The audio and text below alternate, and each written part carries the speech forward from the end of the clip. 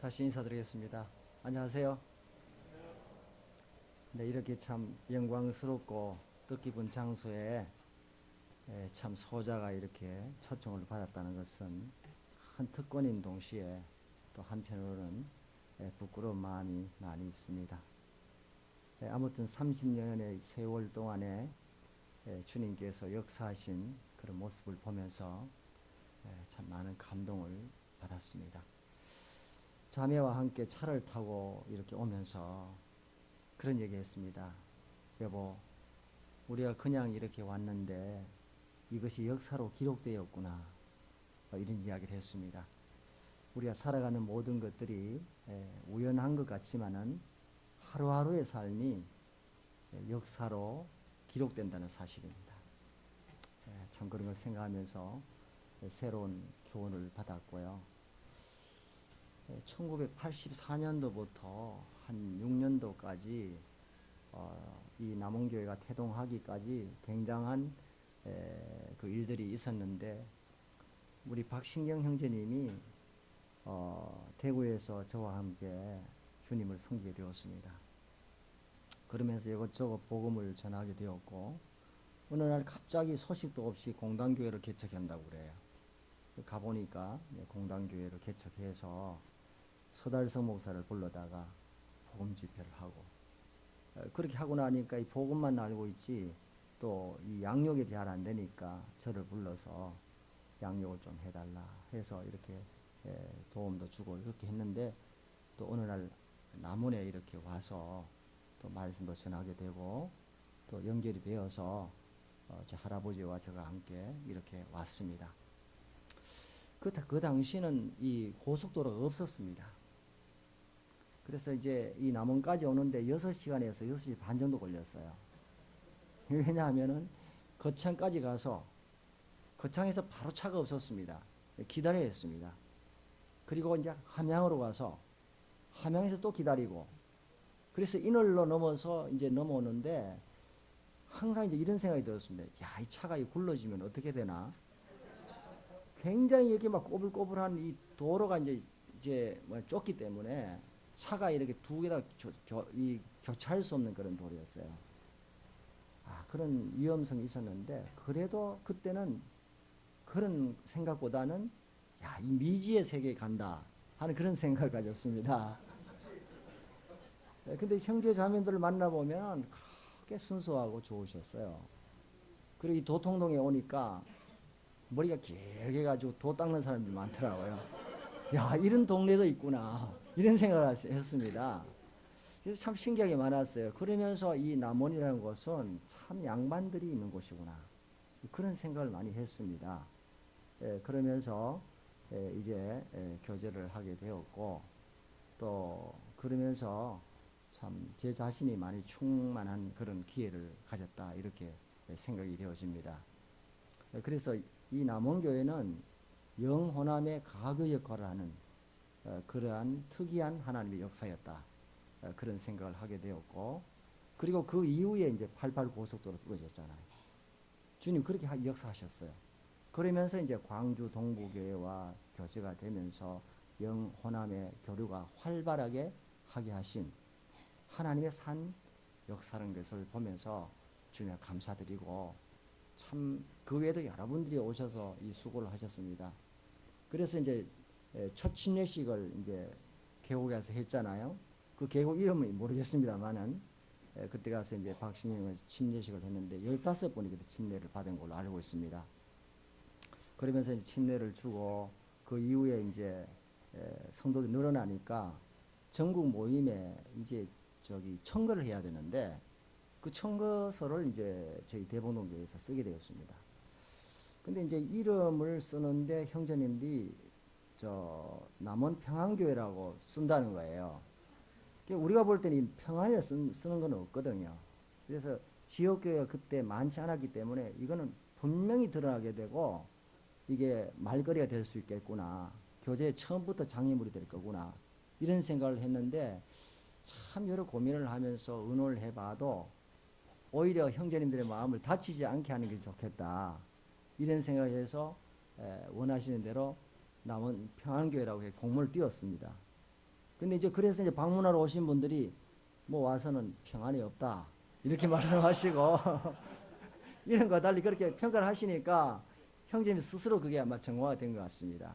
그러면서 머리 수건 쓰는 문제부터 시작해가지고 여러 단계의 어려움들이 있었지만은 그러나 주님께서 진리의 터 위에 교회를 굳게 세워가시는 그런 모습을 보면서 주님 앞에 참 영광을 돌리게 되는 것입니다. 참 이와 같은 사실들을 보면서 주님이 우리 가운데 얼마나 놀랍게 역사하시는 주님이신가 하는 것을 생각하면서 제가 30주년 그 모습을 보면서 그런 생각해 봤습니다. 성경에 보면 먼저 된 자가 나중되고 나중된 자가 먼저 된다. 참 그런 생각하면서 이 남은 교회가 그런 교회가 아닌가 그런 생각하면서 마음속으로 많은 이 도전을 받게 되었고 어쨌든 간에 주님께서 사람들을 일으키시고 역사하신 모습을 보면서 참 감사를 드리고요.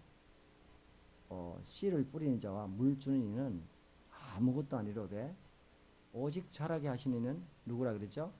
하나님 분이십니다. 예. 우리 도구에 불과한 거죠. 우리가 뭘 자랑할 수 있겠습니까? 그때 우리가 몰랐지만 쓰임을 받았다는 것 뿐이지 아무것도 자랑할 게 없죠. 그 자랑할 수 있는 것은 주님밖에 없다 하는 생각하면서 주님 앞에 또 감사를 드립니다.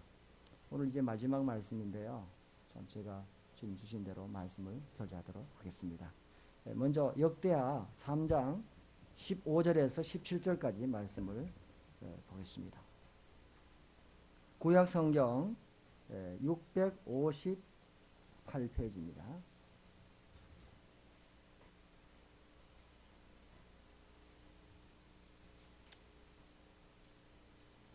구약 성경 658페이지 역대하 3장 15절로 17절까지 말씀을 제가 봉독해 드리도록 하겠습니다. 찾으신 줄 알고 말씀을 봉독하겠습니다.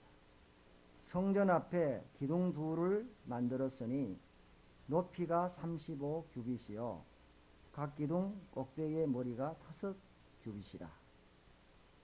성소같이 사슬을 만들어 그 기둥 머리에 두르고 성류 100개를 만들어 사슬에 달았으며 그 두 기둥을 성전 앞에 세웠으니 왼쪽에 하나요 오른쪽에 하나라.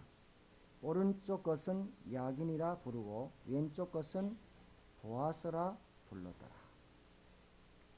짧은 말씀을 읽었습니다. 30주년을 기념하면서 어떤 말씀을 전할까 주님 기도하는 가운데 주님께서 이 말씀을 인도해 주셨습니다. 말씀의 제목은 하나님의 교회를 세워가라. 그런 제목으로 좀 말씀을 교제하기를 원합니다. 이 역대하 3장은 솔로몬이 하나님의 성전을 어디서 세웠는지 또 어떻게 세웠는지 그런 부분에 대해서 소상하게 기록을 해주고 있다고 하는 사실입니다. 솔로몬의 성전이 지어진 장소는 바로 모리아산이라고 말해주고 있습니다. 이 모리아산은 어떤 곳입니까? 아브라함이 백세에 얻은 아들, 정말 그 소중 아들 이삭을 드리려고 했던 장소죠. 그리고 주님 그것을 보시고 여호와 일의 양을 준비하셔서 희생하신 그와 같은 장소입니다. 이것은 바로 예수 그리스도의 희생을 미리 보여주는 모형의 일이죠. 뿐만 아니라 아라우나의 타작마당이라고 얘기해주고 있습니다. 아라우나의 타작마당은 어떤 것입니까?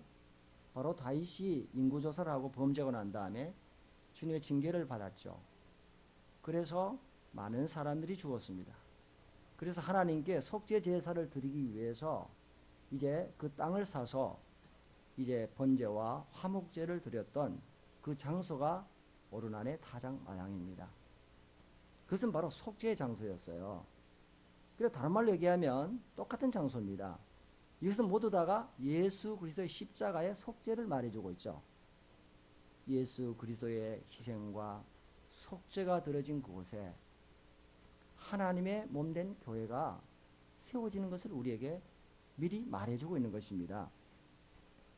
우리 이와 같은 사실을 보면서 하나님의 교회도 동일하게 그냥 세워지는 것이 아니고 그리스도 예수의 희생과 속죄의 피를 통해서 성도들이 교제하고 하나님께 경배하면서 하나님께 나아가는 것을 우리에게 말씀해 주고 있는 것입니다. 그것이 기초가 되지 않는다면 교회라는 것은 의미가 없겠죠. 인본적인 그와 같은 신앙이고 교회가 될 수밖에 없습니다. 그런데 이 토대 위에서 우리 교회가 시작이 되는 것을 우리에게 말씀해 주고 있죠. 그래서 이와 같은 솔로몬의 성전을 우리가 보게 되면 이 솔로몬의 성전은 성막과는 많이 다릅니다. 성막은 광야의 모래 위에 서 있었습니다. 그리고 그 위는 물돼지 가죽으로 덮어서 굉장히 우중충하고 보기가 그렇게 좋지를 않았습니다. 그런데 솔로몬의 성전은 반대로 굉장히 화려했습니다. 거의 다가 금입니다. 놋도 있었지만은 거의 다가 금이에요.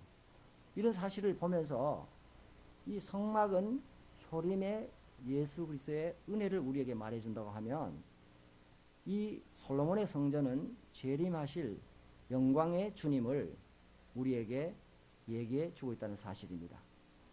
뿐만 아니라 이제 이와 같은 이 모습을 통해서 참 주님께서 우리와 얼마나 가까이 계시기를 원하시고 또 은혜를 베푸시기를 원하시고 또한 영광을 받으시기를 원하시는가 하는 것을 보면서 이 성전의 모습을 통해서 하나님의 몸된 교회인 이 성전이 어떻게 세워질 것을 우리들에게 미리 말씀해 주고 있다는 사실을 보면서 이것을 통해서 우리의 지역교회가 세워가는 원리를 여기서 배울 수 있다 하는 것을 저는 생각해 보았습니다.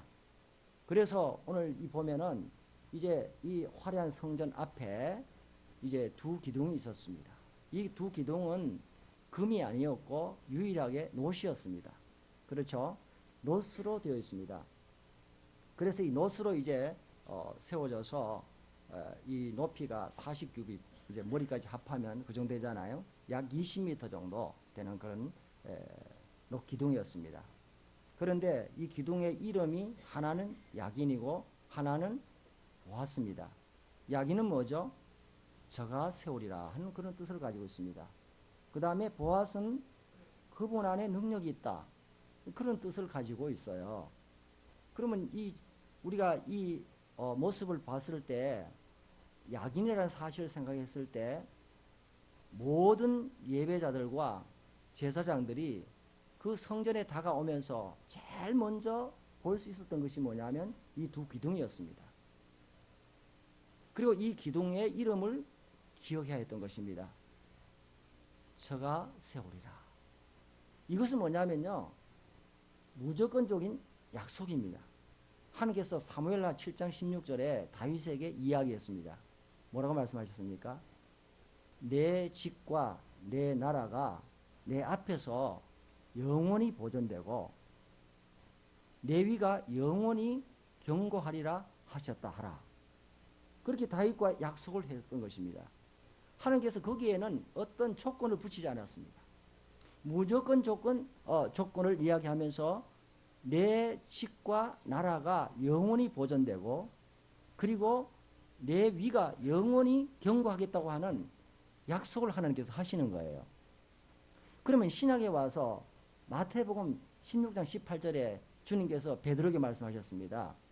너는 베드로라. 내가 이 반석 위에 내 교회를 세우리니 음부의 권세가 이기지 못하리라. 그렇게 하나님께서 말씀하시는 거예요. 베드로, 네가 이렇게 하면 내가 교회를 잘 세워가고 이렇게 하면 네가 교회를 안 세워간다. 그 말씀이 아니고 주님의 몸된 교회를 세우겠다고 말씀하시면서 이제 구약의 성막 가운데 계시고 그 화려한 솔로몬 성전 가운데 계신 그 주님이 자신의 몸을 성전으로 삼으셨지만 이제는 지역교회를 통해서 성전으로 삼으시고 그것을 오순절 이후에 이루어 가실 것을 말씀을 하시고 이제 복음을 통해서 오순절날 성령이 임하심으로 인해서 하나님의 몸된 교회가 이제 세워지면서 하나님의 모든 영광스러운 계획을 그 교회를 통해서 온 세계에 증거하고 펼쳐가시려고 하는 그 계획을 하셨다는 사실을 우리가 보면서 얼마나 놀라운가 하는 것을 보게 됩니다. 그래서 이 기업교회의 가치라고 하는 것은 세상 사람들 눈에는 감추어져 있고 거기에 모인 사람들의 외모적인 모습이나 신분의 모습이나 그런 여러 가지 모습들이 별반 뛰어난 것이 없다 할지라도 그것은 도저히 이 세상과 비교할 수 없고 이해할 수 없는 보화라고 하는 사실을 기억하면서 그 가운데 하나님의 영이 직접 임재해 계시는 임재의 장소고 영광이 거기에 머무는 곳이라는 사실을 기억할 때 이 지역교회야말로 얼마나 놀라운 것입니까? 그래서 우리가 먼저 기억해야 될 것은 하나님이 지역교회를 세워가는 것은 뭐냐면 그분이 세우신다는 거예요. 그분의 약속에 따라서 세워간다는 거예요. 무조건적인 그와 같은 하나님 약속을 따라서 이 교회가 세워간다는 사실을 우리가 먼저 확신히 하는 일이야말로 우리에게 대단히 중요한 것입니다. 만약에 이 불안한 세상 가운데서 우리의 인간의 힘과 고안과 그와 같은 어떤 열정으로만 이 교회를 세워간다 그러면요, 우리는 탈진해 버릴 거예요. 우리는 너무 지쳐버릴 겁니다. 그러나 하나님께서 이 교회를 세워가신다는 거예요. 세월이라 진행형입니다. 그렇잖아요? 우리가 인간적으로 보면요, 얼마나 볼품없는 사람들입니까? 뭐가 잘났어요? 회사에서 사람을 뽑으면요, 가장 최고의 사람들을 뽑습니다. 가리고 그렇게 해서 사람들을 뽑습니다. 그런데 주님은요, 가장 쓸모없는 인간들을 불러서 거듭나게 하시고 주님의 보혈로 씻어서 존귀한 자로 만들어서 주님의 강하심과 지혜와 능력을 펼쳐가신 것을 생각하면요, 얼마나 놀라운지 모릅니다. 우리가 그거 하나만 해도 감사해야 되는 것입니다. 우리 개인의 인생을 뒤돌아보십시오. 예레미야 10장 23절의 말씀대로 여호와여 내가 알거니와 인생의 길이 자기에게 있지 아니하니 걸음을 지도함이 걷는 자에게 있지 아니하니라. 지나간 인생길을 돌아보면요, 우상에 젖어 있었고 하나님을 알지 못한 그 같은 사람들이 아니었습니까? 그런데 하나님께서 그 가운데서 우리를 불러서 정말 하나님의 몸된 교회 성도로서 복음을 전하고 주님의 일을 맡기셔서 이렇게 주님의 영원한 계획을 이루어가는 도구로 우리를 사용하신 그 놀란 하나님의 계획을 생각할 때 너무 감사한 거예요. 제가 그것을 생각할 때마다 얼마나 감사한지 모릅니다. 다윗이 주님 앞에 들어가서 외쳤습니다. 주님, 나는 누구오며 내 집은 무엇이간데 나를 지금까지 이르게 하셨습니까? 얼마나 감동했겠습니까? 그 고백이 저의 고백이고 여러분의 고백인 줄 믿습니다. 그래서 제가 지나가는 걸 가만히 생각해 보니까 눈물이 나더라고요. 주님이 저를 구원해 주셨고 정말 이와 같은 하나님의 성도들과 주님을 섬길 수 있는 그 모습, 얼마나 연약함이 많음에도 불구하고 붙들어 주신 주님. 사람은요, 10가지 잘해도요, 한 가지 잘못하면 그 한 가지 잘못을 가져가지고 모든 사람을 다 평가해 버립니다. 나쁘게 평가합니다. 하나님은 어떻습니까? 10가지 잘못해도 하나 잘한 것 가지고 붙들어 주십니다. 그렇습니까? 그게 다른 거네요. 하나님께서 그렇게 해서 불러주셨는데 지금까지 삶을 뒤돌아보니까 참 숱한 개인적으로 어려움이 많았습니다. 제가 좋아하는 찬송이 388장인데요. 비바람이 칠 때와 물결 높이 일 때 사랑하는 나의 주 나를 숨겨주소서. 찰스 웨슬리가 그 찬송을 지었잖아요. 어느 날 비바람이 부는 어느 날 창문을 열어놓고 묵상을 하고 있는데 참새 한 마리가 그 폭풍우를 피해가지고 자기 창문으로 들어와서 자기 가슴에 탁 앉는 거예요. 이 비를 피하고 난 다음에 이 참새가 날아가는 거예요. 그걸 보면서 영감을 얻었습니다. 나도 참새같이 보잘것없는 인생인데 내 인생의 폭풍과 만날 때 주님 앞에 가서 내가 피난처로 살고 내가 살아나는구나. 그 은혜에 감사했던 거예요. 여러분, 그 모습이 다른 사람의 모습이 아니고 저의 모습입니다. 수많은 인생의 역정 가운데서 주께서 지켜주시고 붙들어 주셨어요. 저는 시편 48편 11절 말씀을 늘 붙들겠습니다.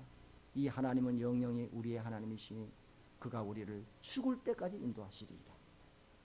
죽을 때까지 인도하시리이다. 그 하나님은 우리의 하나님이라고요. 여러분, 이 말씀은요, 아홉 가족에 가서 복음을 전하다가 죽었던 유명한 하나님의 종이 있죠. 그 종이 그것을 말씀을 붙들었던 것입니다.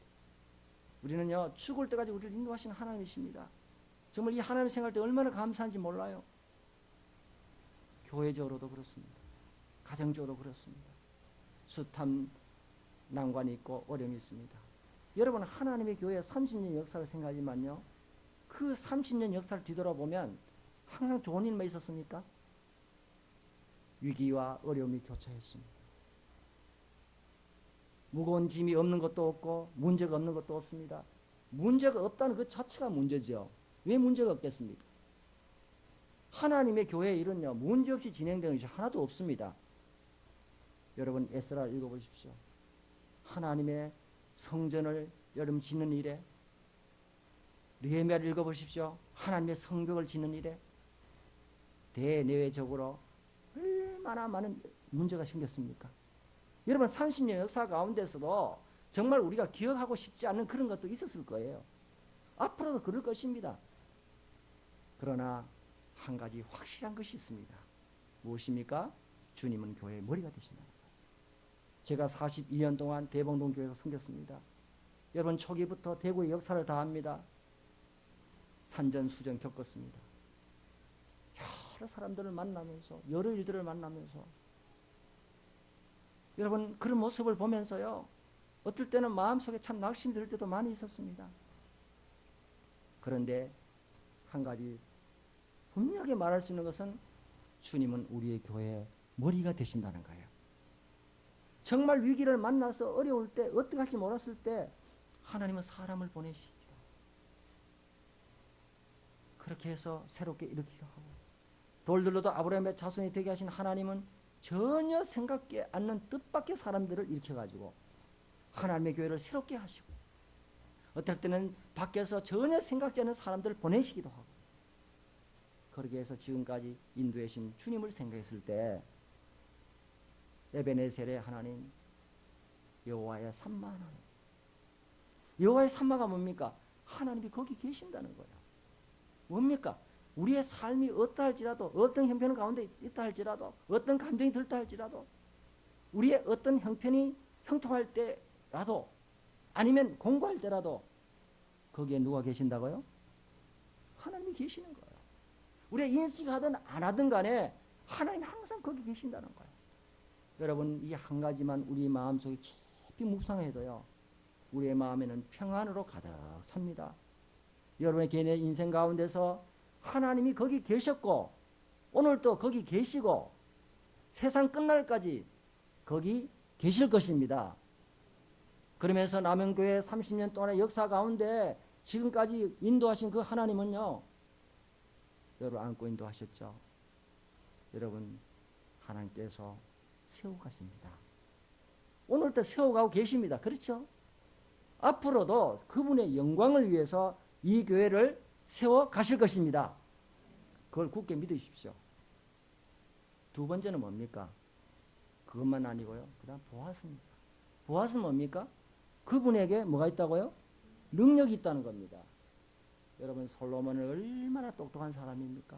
저 산에 나는 백향부터 저 담에 있는 우슬초까지 모든 동물, 식물, 여러분 바다의 고기, 오늘날 박사하기가요 수백 개 될 겁니다. 그렇죠? 그리고 잠언을 지었고 시편을 1005편을 지었습니다. 이 사람은 여러분 팔방미인입니다. 그리고 얼마나 부귀가 많았습니까? 얼마나 금이 많았습니까? 자기가 원하는 걸 다 해봤던 사람이에요.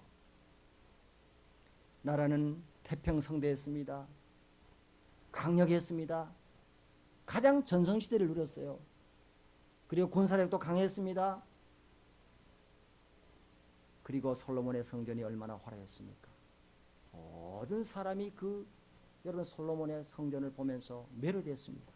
자랑하게 할 만했습니다. 그러나 그들에게 위험이 있었던 거예요. 그것을 바라보면서 도취되었을 때 그들은 하나님을 잊게 되었습니다. 그래서 나중에 솔로몬의 말로를 보십시오. 하나님의 성전을 지었던 그 사람이 우상의 신전을 지었잖아요. 얼마나 아이러니합니까? 그리고 나라는 둘로 쪼개졌죠. 마지막에 비극으로 끝을 맺었습니다. 우리가 이것을 보면서 하나님은요, 모든 경배자들이, 제사장들이 그 솔로몬의 성전에 나오면서 그 기둥을 바라보기를 원했던 거예요. 그리고 그 솔로몬의 화려한 그와 같은 성전의 모습이라든지, 그리고 이스라엘의 강력한 군사력이라든지, 가졌던 부라든지 지혜라든지 그런 것들을 잊어버리고 본질인 하나님을 바라보기를 원했던 거예요. 그런데 그와 같은 것에 도취되어 가지고 그들이 본질인 하나님 자신을 잃어버렸을 때 그들은요, 비극을 가져왔다는 사실을 기억해야 했습니다. 그래서 이스라엘의 번영과 왕국의 안정과 모든 것들이 하나님 그분에게 있다는 사실을 그들은 늘 인식하도록 하기를 원하셨다는 사실입니다. 우리가 이것을 잊지 말아야 되는 것은 우리가 살아가면서 우리는 간사합니다. 처음에는 예민한 마음으로 성경을 봅니다. 우리가 예민한 마음으로 기도합니다. 예민한 마음으로 예배를 드립니다. 지나면 지날수록 우리는요, 무뎌지는 거예요. 사람도 처음 마주 때 조심조심 다가가고 말을 합니다. 그러나 지나면 지날수록 함부로 말을 하게 되고 농담을 하게 되고, 그래서 결국은 어떻게 됩니까? 아름답게 시작해서 추하게 맞춰지는 것이 인간관계인 것입니다. 그래서 관계라고 하는 것은 아무리 지나면 지날수록, 좋으면 좋을수록 여러분 예의를 지키고 조심해야 되는 것입니다. 하나님과 관계, 신앙에 있어서 여러분 우리가 하나님께 친할수록, 가까이 갈수록, 또 반복될수록 우리는 우리 마음속의 경건심을 잃어가게 된다는 사실입니다. 그래서 위험에 처하는 거예요. 중년의 위험이 찾아오듯이 신앙에도 위험이 왜 찾아오느냐? 그 때문에 찾아오는 거예요. 가졌던 부를 자랑하고, 가진 명예를 자랑하고, 가진 신앙의 경험을 자랑하고, 가진 하나님 주신 은사를 자랑하고, 그렇게 함으로 인해서 그 은사를 주시고 모든 것을 선물로 주신 그 하나님 자체를 잊어버리고 거기에 도취돼 버릴 때 어려움이 온다는 사실을 기억했던 것입니다. 그래서 하나님은 이 보아스를 통해서 그분에게만 능력이 있어. 너희들에게 있는 것이 아니야. 이 화려한 성전에도 없고 너희들이 가진 지혜에 있는 것도 아니고 부에 있는 것도 군사력에 있는 것도 아니고 아무데도 있는 것이 아니라 너희들은 나만 바라봐. 나에게만 능력이 있어. 너희들이 이길 수 있으면 큰나? 그래서 모든 여러분 그 경배자들이 그것을 바라보면서 하나님을 생각해야 했던 것입니다. 그런데 불행하게도 이스라엘 백성들은 어땠습니까? 거기에 도취했습니다. 그 능력 대신 하나님을 잊어버렸어요. 그래서 위기가 왔던 것을 기억하면서 이것은 우리에게 큰 경고입니다. 오늘 여기 앉아 계신 모든 성도들과 저희의 교훈이고 하나님의 교회의 교훈입니다. 지나간 것은요 다 잊어버리십시다. 지나간 이별 슬픈 일도 잊어버립시다. 실패도 잊어버립시다. 실수도 잊어버립시다. 왜요? 발목 잡힙니다. 낙심합니다. 과거에 성공했던 전도마했던 거 여러분 잊어버립시다. 왜요? 거기에 자만해질 수 있습니다. 신앙은요 현재입니다. 그렇죠? 현재입니다. 그래서 이것을 기억하면서 이스라엘 백성들은요 능력이 그들에게 있는 것이 아니라는 사실을 인식해야겠습니다. 하나님의 교도 마찬가지입니다. 아무리 좋은 프로그램, 은사 있는 탁월한 성도, 아니면 세상적으로 신분이 높은 성도가 이 가운데 있다 할지라도 거기에 능력이 있는 것이 아닙니다. 외형적으로 아무리 잘 꾸미고 훌륭한 건물을 가졌다 할지라도 여러분 거기에 능력이 있는 것을 아닌 것을 기억해야 됩니다. 여러분 한국교회가 왜 이렇게 됐습니까? 초교파를 막론하고 지금 왜 이렇게 됐습니까? 번영주의 신약이 들어왔죠. 외형을 꾸미죠. 화려한 성전을 지었습니다. 지금 청년들이 다 떠나가죠. 정정긍긍합니다. 왜 그렇습니까? 주님에게 능력이 있다는 사실을 그들은 잊어버렸던 사실입니다. 그래서 하나님께 속한 것이 몇 개 있어요. 성경에. 첫 번째 뭡니까? 재판이 하나님께 속했다 그랬습니다.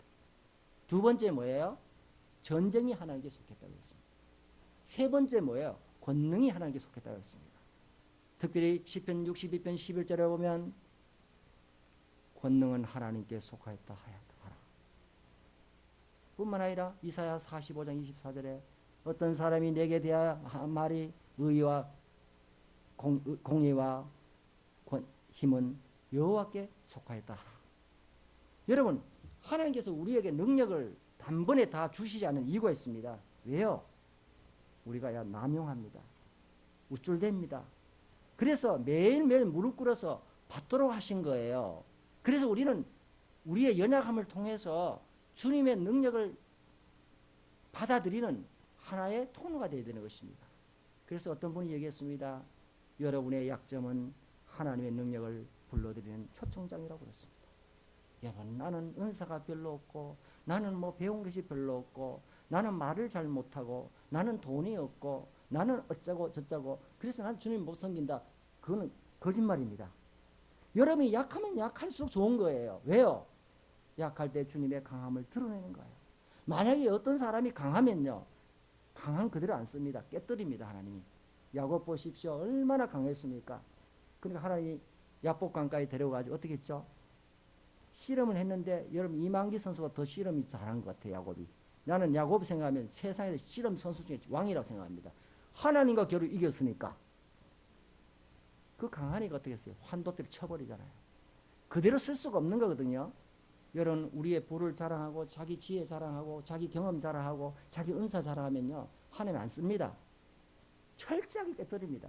부숴버립니다. 하나님의 영광을 집어넣어서 완전히 양발 양손 다 들게 해가지고 주님 부드럽게 해서 그를 사용하시는 것을 보게 됩니다. 그러므로 능력은 우리에게 있는 것이 아니라 누구에게 있다? 하나님에게 있다는 겁니다. 말씀을 드립니다. 성도가 많이 늘어날수록, 교회가 좋은 건물을 할수록 여러분이 기도를 많이 하시기를 바랍니다. 여러분, 기도가 없는 곳에는 사단의 잔치집이고, 기도가 있는 곳에는 사단의 초상집이다. 그 얘기 들으셨죠? 그러므로 여러분, 시편 105편 4절에 보면 여호와와 그 능력을 구할지어다.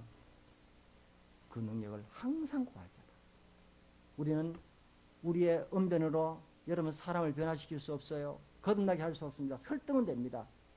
설교자가 아무리 좋은 원고를 명확하게 써도 그 사람의 말은 사람을 설득시킬 수 있어도 변화시킬 수 있는 능력이 없다고는 사실입니다. 그러므로 말씀을 전하면 전할수록 어려운 게 뭡니까? 말을 못해서가 아니죠. 주님의 능력이 함께 나타나는 설교가 되기 위해서 주님 앞에 끊임없이 무릎을 꿇어야 되는 것입니다. 전도도 마찬가지입니다. 봉사도 마찬가지입니다. 찬양도 마찬가지입니다. 모든 면에 있어서 주님의 능력을 받는 아름다운 교회가 되시기를 바랍니다. 그래서 우리가 하나님의 지역교회가 세워지는 것은요, 이야기는 그분이 세우신다 하는 확신을 우리가 가지는 이야말로 너무너무 중요한 것입니다. 그래서 이 남은 교회가 지금까지 왔지만 앞으로 이제 이 복음에 전하는 이 상황이 그렇게 녹록지 않습니다. 여러분, 동성연애가 들어오지요. 차별금지법이 들어오죠. 이슬람이 침투하죠. 이단이 극성을 부리죠. 사람들은 부가 높아가면 높아갈수록 여러분 마음속에 주님을 받아들이지 않으려고 합니다. 그래서 선교 역사를 보면 가장 복음이 능력이 전파되었을 때가 GNP가 2,000불이었습니다. 우리나라 앞으로 4만 불, 5만 불, 3만 불 가는데 여러분 좋아할 게 아무도 없습니다. 더 좋은 차를 굴리고 집을 더 아파트 늘리고 그러면 점점 거기에 소모된 돈이 더 많습니다. 그래서요, 돈이 더 점점 쫓이는 거예요. 그래서 더 인색해지는 것입니다. 이 같은 사실을 보면서 한국에 위기가 왔습니다. 이런 사실을 생각하면서 다음 세대에 믿음의 유산을 물려주기 위해서 우리는 정말 부단히 주님 앞에 무릎을 꿇어서 주님의 능력을 덧입지 않으면 안 된다는 사실을 우리에게 말해주고 있는 것입니다. 지금 세대는요, 경건의 모양은 있으나 경건의 능력은 부인하는 세대입니다. 이 사실을 생각했을 때 우리는 정말 이와 같은 사실을 보면서 주님이 세우신다고 하는 이와 같은 확신과 권능이 그분에게 있다고 하는 사실을 우리 마음속에 분명히 기억하는 것이 얼마나 좋겠습니까? 그래서 주님 앞에 그렇게 주님의 능력을 구할 때 베드로와 야고보와 요한이 갈라디아서 2장 9절에 기둥 같은 일꾼으로 쓰임을 받았던 것이에요. 하나님께서 이 남은 교회에 기둥 같은 일꾼을 일으키실 것입니다. 그리고 진리의 기둥에 털어서 정말 이 교회를 사용하실 줄 믿습니다. 그 다음에 또 생각해야 될 것이 있습니다. 뭘 봐야 됩니까? 머리를 봐야 됩니다.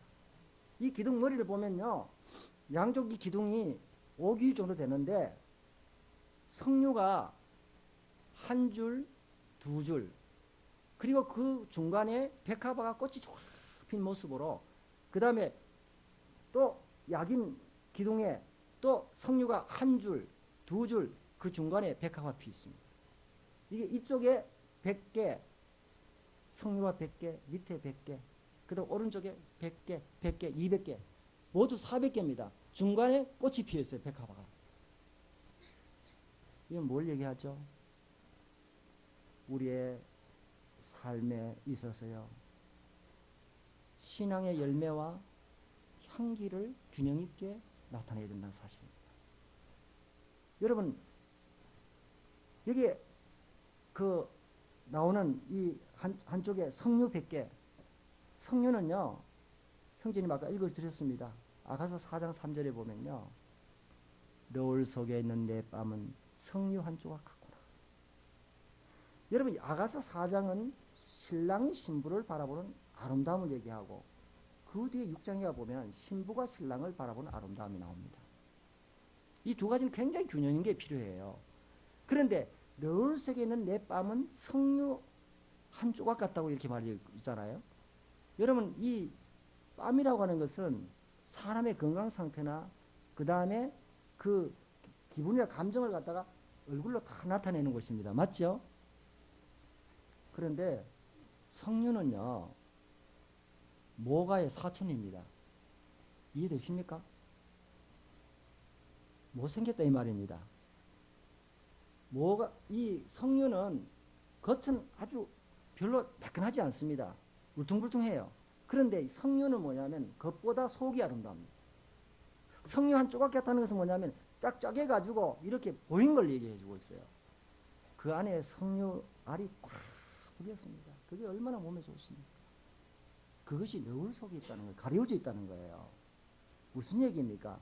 성도는요, 겉보다도 속이 열매로 가득 차는 아름다운 모습을 얘기해주고 있습니다. 오늘날 외모 지상주의잖아요. 얼마나 여성들이 예쁘게 다니는지 모르겠습니다. 그런데 진정한 미는요, 안에 있는 것입니다.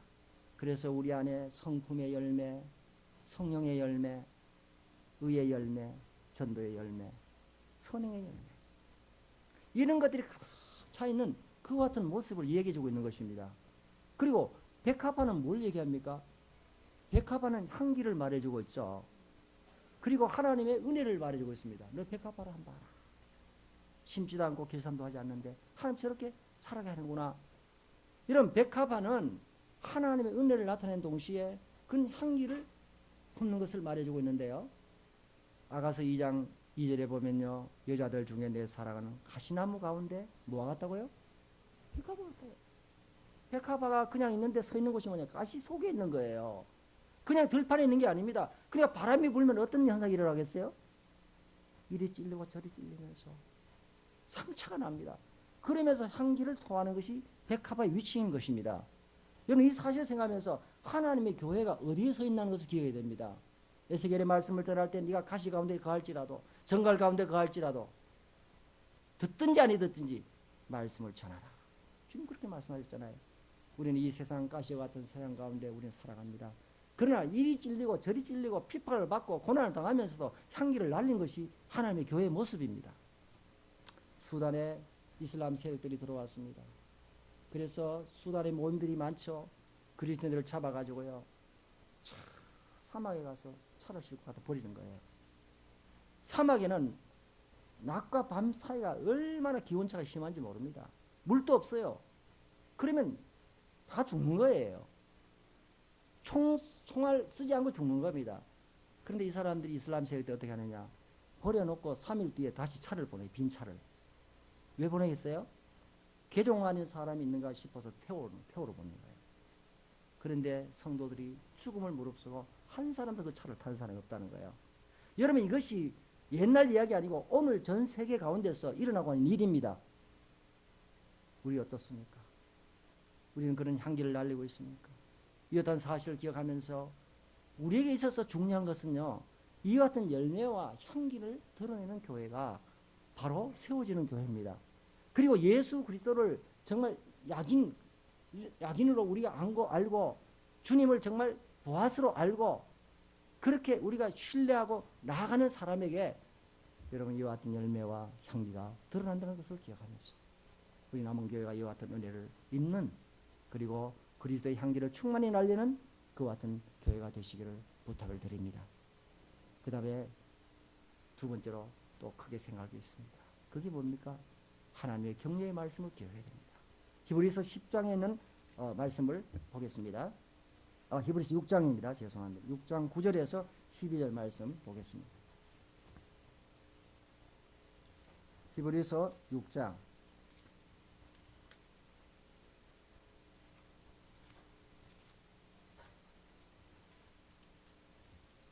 히브리서 6장 9절에서 12절까지 말씀을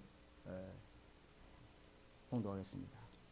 예, 교독하겠습니다. 6장 9절에서 12절까지 제가 읽도록 하겠습니다. 사랑하는 자들아, 우리가 이같이 말하나 너에게는 이보다 더 좋은 것 곧 구원에 속한 것이 있음을 확신하노라.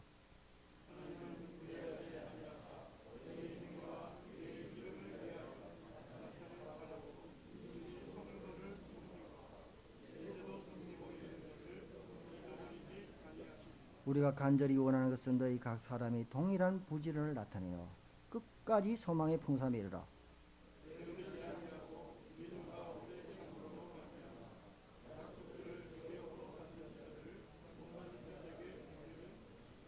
네, 히브리 성도들은요, 핍박을 받아서 유대교로 돌아가려고 하는 그와 같은 침체된 신앙 가운데 있었습니다.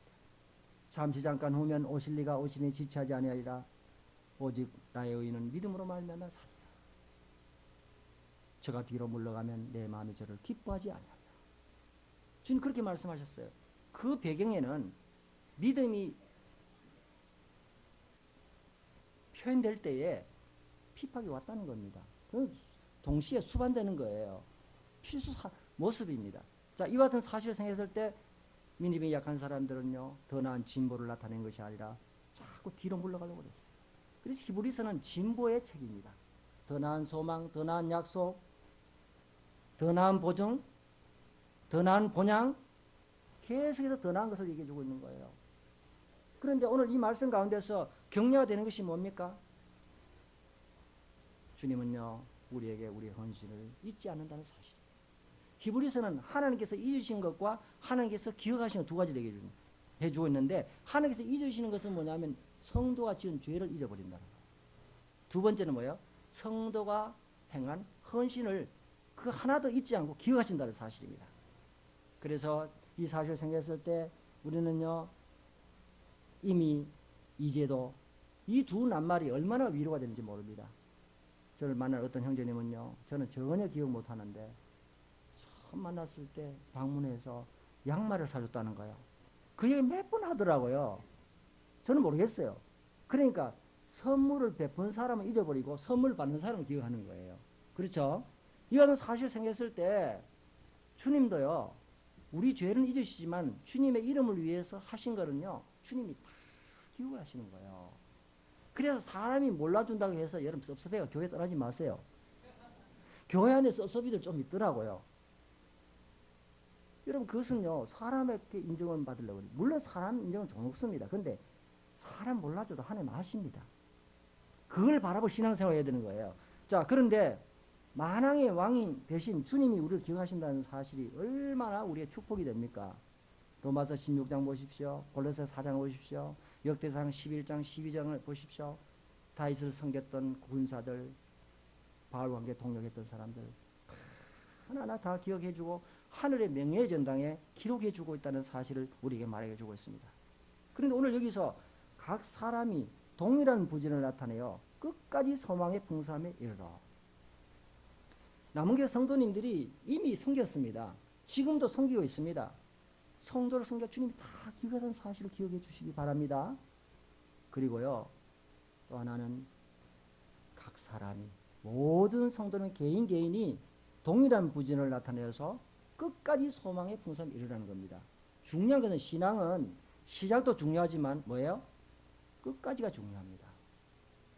성경을 보면 처음에는 잘 달렸는데 중간이 좋지 않은, 끝이 좋지 않은 사람 많지요. 아사와 솔로몬이 그렇잖아요. 그 외에도 많죠. 두 번째는 처음엔 잘 달려 중간에 사라진 사람이 있습니다. 데마가 그렇습니다. 롯이 그렇죠. 초지일관 끝까지 잘 달리는 사람이 많습니다. 다니엘, 바울이 그렇죠. 제가 2012년 이제 대구에서 세계 육상 경기대회를 했습니다. 그때요, 제가 직접 본 게 있습니다. 뭡니까? 경보 경기입니다. 경보 아시죠? 그걸 보니까요, 다 도는데 신땀을 흘리고, 가까이 보면요, 온전히 땀이에요. 근데 중간중간에 사람들이, 그 부수가, 자기 나라 부수가 있어가지고 계속해서 막 격려하고 물을 주고 막 이렇게 합니다. 코치도 합니다. 근데 사람이 중간에서 사라져요. 왜냐? 중간중간에 심판자들이 다 있어가지고, 심판자들이 그 규칙 엉기면 바로 줘내는 거예요. 나가요. 그렇게 하던데요, 우승하는 사람보다요, 몇 바퀴 쳐졌는데 끝까지 잘 달린 사람이 박수가 제일 많더라고요. 야, 정말 이미 골인지 이미 들어가지고 이거 한 벌써 끝났는데 끝까지 달리더라고요. 야, 그 모습이 좋고, 마라톤 경기를 하는데요, 가다 넘어졌어요. 근데 그 사람을 이렇게 세우고 자기는 2등 하더라고요. 그래 보면요, 어떤 사람은요, 마라톤 하다가 오줌을 싸는 거예요. 그러니까 어디 화장실 갈 수가 없잖아요. 그러니까 막 팬티에 막 얼룩이 져가지고 막 오줌이 막 내려오는 애도 막 뛰는 거예요. 어떤 사람은 설사가 만나가지고, 여러분 이 팬티에 막 변이 막 묻어가지고 막 내려오는데도 끝까지 뛰는 거예요, 여러분. 목표만을 항상 뛰더라고요. 우리의 신앙의 경주가 저는 그렇다고 믿습니다. 그래서 나의 달려갈 길을 다 달리고 믿음을 지키다고 하는 그 바울의 고백이 모든 성도님들의 고백이 되시고 저의 고백이 되시기를 바랍니다. 그래서 비전을 가지고, 하나님에 관한 비전을 가지고 우리 나가야 됩니다. 유명한 C.S. 루이스가 이런 얘기했습니다. 당신이 하늘의 것을 목적으로 삼아라. 그러면 땅의 복은 저절로 따라올 거다. 당신이 만일 땅의 목적을 두면 하늘의 것도 땅의 것도 다 잊어버릴 거다 그랬습니다. 맞습니까? 우리는요, 정신 차려야 됩니다. 가치관이 흐려진 시대입니다. 그래서 마지막 우리가 향해서 달려가야 됩니다. 어떤 분이 시를 쓰셨습니다.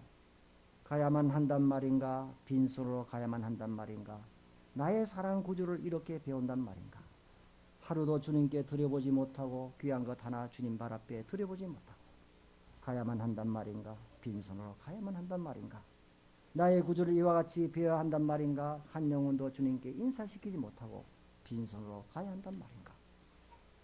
여러분, 세월이 너무 빠릅니다. 제가 32살에 주님 앞에 전시보를 나서가지고 지금 세월이 흘렀습니다. 이제 머리도 많이 씻고 체중도 68kg까지 나갔는데 이렇게 57kg도 제대로 안 난 사람 돼버렸고, 세월이 많이 흘렀어요. 이제 가만히 생각해보니까 주님에서 제대로 살 날이 별로 없더라고요. 세월 10년이 그냥 흘러가는 거예요. 나중에 주님 위해 살지도 못하고 주님 주신 돈, 주신 시간, 여러분 그런 거 다 낭비해버리고 나중에 주님 앞에 섰을 때 어떻게 여러분 계산서를 내보낼까 아니에요. 이 사실 기억하면서 남원교회가 끝까지 잘 달려가시기를 바랍니다. 우리 모두가 서로 기도하면서 끝까지 잘 달려가는 성도가 되시기를 바라면서 말씀을 마치겠습니다.